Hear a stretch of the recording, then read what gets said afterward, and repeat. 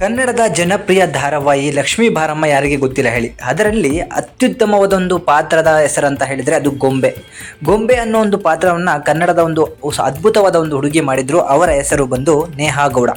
ನೇಹಾ ಗೌಡ ಅವರು ಚಲನಚಿತ್ರ ನಟಿ ಸೋನು ಗೌಡ ಅವರ ತಂಗಿ ಆಗಿರ್ತಾರೆ. ಇವರು ಹಲವಾರು ಧಾರಾವಾಹಿಗಳಲ್ಲಿ ನಟಿಸಿದ್ದಾರೆ. ಕನ್ನಡ ಅಷ್ಟೇ ಅಲ್ಲ, ಬೇರೆ ಭಾಷೆಗಳಲ್ಲೂ ನಟಿಸಿ ಸೈ ಎನ್ಸ್ಕೊಂಡಿದ್ದಾರೆ.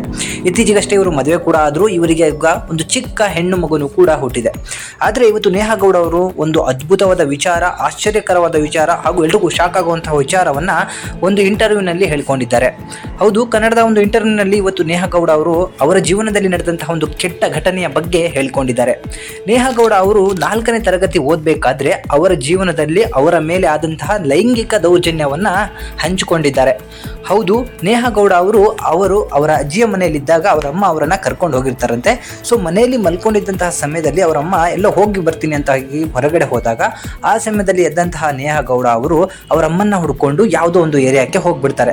ಅಲ್ಲಿ ಒಬ್ಬ ವ್ಯಕ್ತಿ ನೇಹಾ ಗೌಡವನ್ನ ನೋಡಿ, ನಿಮ್ಮ ಅಪ್ಪನಿಗೆ ಇರುವಂತಹ ವಾಚ್ ನನ್ನ ಹತ್ರ ಇದೆ, ನೀನು ಕೊಡ್ತೀನಿ ಬಾ ಅಂತ ಹೇಳಿ ಕರ್ಕೊಂಡು ಹೋಗ್ತಾನೆ. ಅದನ್ನು ನಂಬಿದಂತಹ ನೇಹಾ ಗೌಡ ಅವರ ಜೊತೆಗೆ ಹೋಗ್ತಾರೆ. ಆ ವ್ಯಕ್ತಿ ಆ ನೇಹಾ ಗೌಡ ಚಿಕ್ಕ ಮಗುವನ್ನ ಕರ್ಕೊಂಡು ಹೋಗಿ ಒಂದು ದೊಡ್ಡ ಬಿಲ್ಡಿಂಗ್ ಒಳಗಡೆ ಸೇರಿಸ್ಕೊಬಿಡ್ತಾನೆ. ಸೊ ಆಗ ನೇಹಾ ಗೌಡಂಗೆ ಹೆದರಿಕೆ ಆಗತ್ತೆ. ಸೊ ಆದರೂ ಕೂಡ ಅಪ್ಪನ ಫ್ರೆಂಡ್ ಅಲ್ವಾ ಅಂತ ಹೇಳಿ ಸುಮ್ಮನಾಗ್ತಾರೆ. ಅವನು ಹೊರಗಡೆ ಯಾರು ಇಲ್ದಿರೋ ಒಂದು ಜಾಗಕ್ಕೆ ಕರ್ಕೊಂಡು ಹೋಗಿ ನೇಹಾ ಗೌಡ ಅವ್ರನ್ನ ಕೂಡ ಹಾಕ್ತಾನೆ.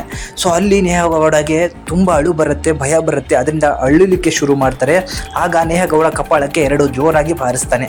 ಎಲ್ಲರೂ ಶಬ್ದವನ್ನು ಮಾಡಿದರೆ ನನ್ನ ಸಾಯಿಸಿ ಬಿಡ್ತೀನಿ ಅಂತ ಕೂಡ ಅವರಿಗೆ ಹೇಳ್ತಾನಂತೆ. ಆ ಸಮಯದಲ್ಲಿ ಅಲ್ಲೇ ಯಾರೋ ಒಬ್ರು ಇದ್ದಂತಹ ಒಂದು ಚಿಕ್ಕ ಮಗುವನ್ನು ಎತ್ಕೊಂಡು ಬಂದಂತಹ ಹೆಣ್ಣು ಮಗು ಒಳಗಡೆ ಬರ್ತಾರೆ. ಆಗ ಹೆದರಿ ಅವನು ಆ ಬಾಗಿಲನ್ನು ಹಾಕ್ಬಿಡ್ತಾನೆ. ಅದಕ್ಕೆ ಹಿಂದೆ ತಿರುಗಿ ಅವನು ಅಲ್ಲಿಂದ ಎಸ್ಕೇಪ್ ಆಗಿ ಹೊರಡೋಗ್ತಾನಂತೆ. ಆ ಸಮಯದಲ್ಲಿ ಆ ಹೆಣ್ಣು ಮಗು ಬರದಿದ್ದರೆ ನನ್ನ ಮೇಲೆ ಲೈಂಗಿಕ ದೌರ್ಜನ್ಯ ಆಗ್ತಿತ್ತು ಅಂತ ಹೇಳಿ ನೇಹಾ ಗೌಡ ಅವರು ಕಣ್ಣೀರನ್ನ ಇಟ್ಟಿದ್ದಾರೆ. ಸೊ ಅಲ್ಲಿಂದ ಹೊರಗಡೆ ಬಂದಂತಹ ನೇಹಾ ಗೌಡ ಅವರು ಯಾವುದೋ ಒಂದು ಮುಸ್ಲಿಂ ವ್ಯಕ್ತಿಗೆ ಸಿಕ್ಕು ಅವರನ್ನು ಅಲ್ಲೇ ಇಟ್ಕೋತಾರೆ. ಜೊತೆಗೆ ಬಂದವರ ಹತ್ರ ಎಲ್ಲ ಇವ್ರಿಗೂ ನಿಮಗೆ ಗೊತ್ತಾ ಅಂತ ಹೇಳಿ ಕೇಳಬೇಕಾದ್ರೆ ಹಾಗೆ ಅವರ ಫ್ಯಾಮಿಲಿಯವರು ಹುಡ್ಕೊಂಡು ಅಲ್ಲಿಗೆ ಬಂದು ನೇಹಾ ಗೌಡ ಅವರನ್ನ ಉಳಿಸುವಂತಹ ಕೆಲಸವನ್ನ ಮಾಡಿದ್ರು ಅಂತ ಹೇಳಿ ನೇಹಾ ಗೌಡ ಅವರು ಇಷ್ಟು ವರ್ಷಗಳ ಕಾಲ ಎಲ್ಲೂ ಕೂಡ ಹೇಳ್ಕೊಂಡಿರುವಂತಹ ವಿಚಾರವನ್ನ ಇವತ್ತು ಹೇಳ್ಕೊಂಡು ತನ್ನ ಬಾಲ್ಯದ ಕಷ್ಟದ ದಿನಗಳನ್ನು ನೆನಪನ್ನ ಮಾಡಿಕೊಂಡಿದ್ದಾರೆ. ಸೊ ಇದರ ಬಗ್ಗೆ ನಿಮಗೆ ಅನಿಸ್ತು ಕಮೆಂಟ್ ಮಾಡಿ ತಿಳಿಸಿ.